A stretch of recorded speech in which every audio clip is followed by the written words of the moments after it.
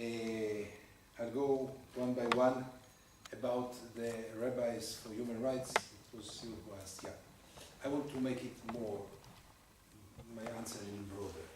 There are some groups in the Israeli society, very courageous one, a very devoted one, very radical one. They are doing a wonderful job, and Rabbis for Human Rights is for sure one of them. I follow them, I know them, I admire what they are doing, but let's not have illusions. They don't have much influence.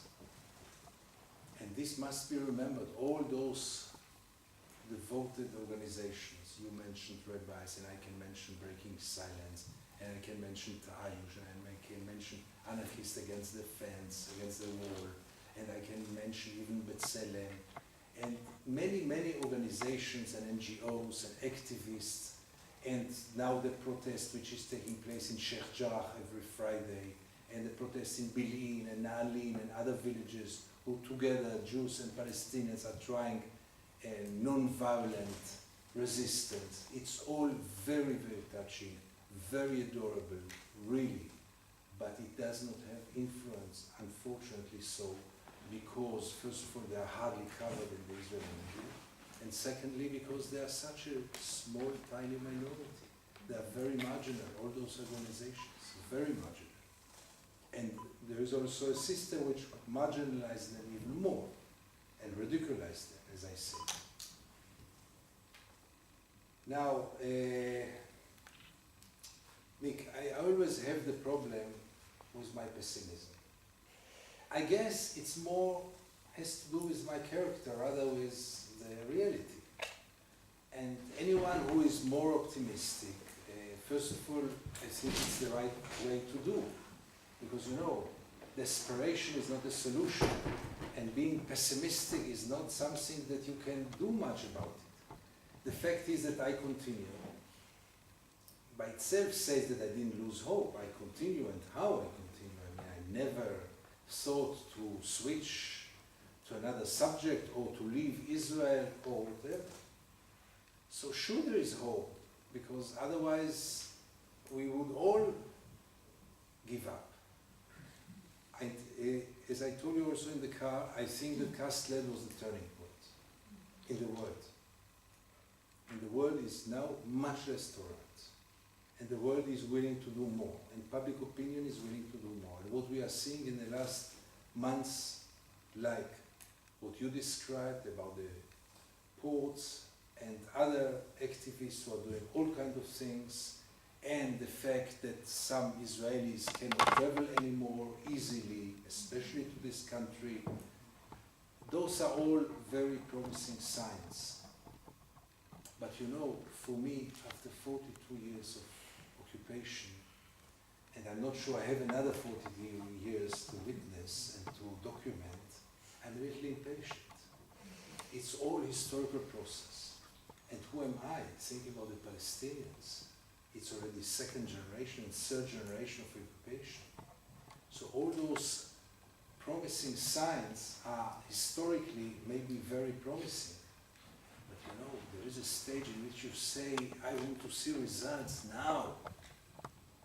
And you don't see it. The occupation just becomes more brutal and more cruel. Even though we are now in a peaceful period, this must be said. Life in the West Bank today is much easier than 5 years ago. Facts must be mentioned. Gaza is much worse, the West Bank is better, but we know it's nothing because it's so fragile. We've been already in this stage after Oslo, where the West Bank seemed to bloom and everything looked wonderful, and then one operation and it was all destroyed. And this can happen any day, tomorrow, in 1 year and a half a year. So the signs are there, and they are very promising. But excuse me for being impatient. You know, 42 years we were being told that, there are signs here. And finally, not enough is waiting. Not enough is happening. But again, after Kastled, the attitude of the world changed dramatically. And this Israelis start to feel. The problem is that they don't make the connection. And they don't draw the conclusions. if the chief of staff says snipers next time, so you understand that he didn't learn anything and didn't forget anything. And he knows that he can say it in the Israeli society without being criticized. Not only not being criticized, being praised for what he said. So the way is still very long. And about the Israeli Palestinians who asked it, that's a very, very good question, if I may say so, and a very complex one. We are facing the third generation, more or less, of Israeli Palestinians who are living as Israeli citizens. The first generation was totally traumatized after 48, after the Nakba, and they lost their way. Most of them became so-called faithful citizens, collaborators, no resistance, nothing, because, and you can't blame them, they lost everything, they didn't know how to deal with it, living in a Jewish state. They had martial law until the middle of the 60s, living really under military occupation, and they didn't find their way.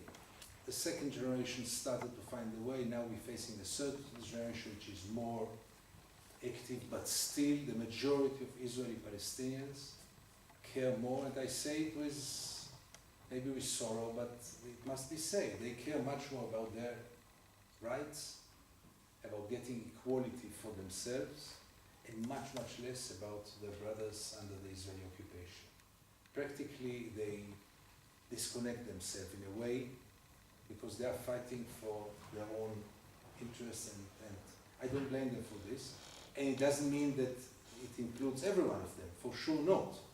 But as a community, until now, they were very faithful to the state, this is obvious, but they were also quite passive about what's going on in the occupied territories. So they didn't play a role until now.